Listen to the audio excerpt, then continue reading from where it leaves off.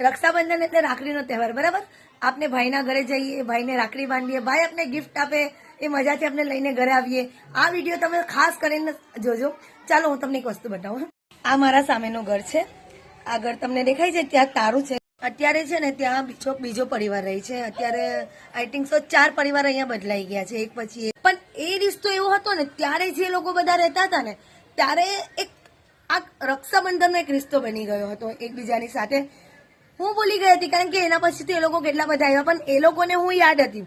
એટલે દર વર્ષે પૂનમને દિવસે, આપણી બીજે દિવસે હોય રક્ષાબંધન, પણ એ પૂનમને દિવસે જ્યારે આપણા ઘરે આપણા નરન આવેલા હોય, જમવાનું હોય ને, ત્યારે એ દિવસે બપોરે 12 વાગે ખાસ કરીને ફોન આવે.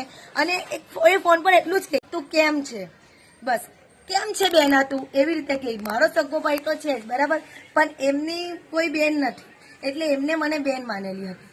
હું તો ભૂલી જ ગયેલી અમને, પણ એમને મને યાદ રાખે, એટલે દર વર્ષે એમનો ફોન આવે એટલે આવે.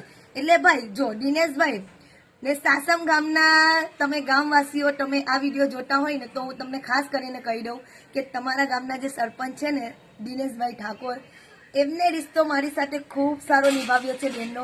જે દર વર્ષે પૂનમને દિવસે એમનો કોલ મારી પર આવી જ જાય. હું તો એમને ભૂલી જાઉં છું, પણ એ નથી ભૂલ્યા. જ્યારે એમના ઘરે ખુશ ખબર હતી ને, એમને ત્યાં નાનો બાબુ આવવાનો હતો, જ્યારે બેનનો વ્યવહાર નિભાવવાનો હતો ને, ત્યારે એમને મને કોલ કરેલો હતો કે બેના તારે આ બધું વસ્તુ કરવાની છે. પણ એકચ્યુઅલી એ સમયે મારા ઘરે પણ ખુશ ખબર હતી, એટલે આપણાથી તો ત્યાં જવાય નહીં. એટલે થોડું એમને થોડી નારાજગી થઈ ગયેલી.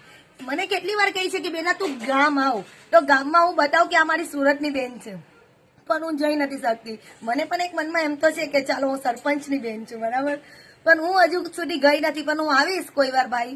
ને આ તમને તમારા માટે ખાસ ગિફ્ટ છે મારા તરફથી. દર વર્ષે તમે મને કોલ કરો છો, આ વર્ષે મેં તમને લાઈવ તમારો વિડીયો જ બનાવી લીધો છે ભાઈ, કે હેપી રક્ષાબંધન ભાઈ. તમારો ફોન ખાસ કરીને વિડીયો કોલ હું આમાં બતાવવાની છું, તેના માટે તમે મને વિડીયો કોલ કરજો. અને સાસમ ગામના તમારી પાસે આ વિડીયો પહોંચે ને, તો ખાસ કરીને તમારા સરપંચના વિડીયો બતાવજો, બરાબર. હેપી રક્ષાબંધન.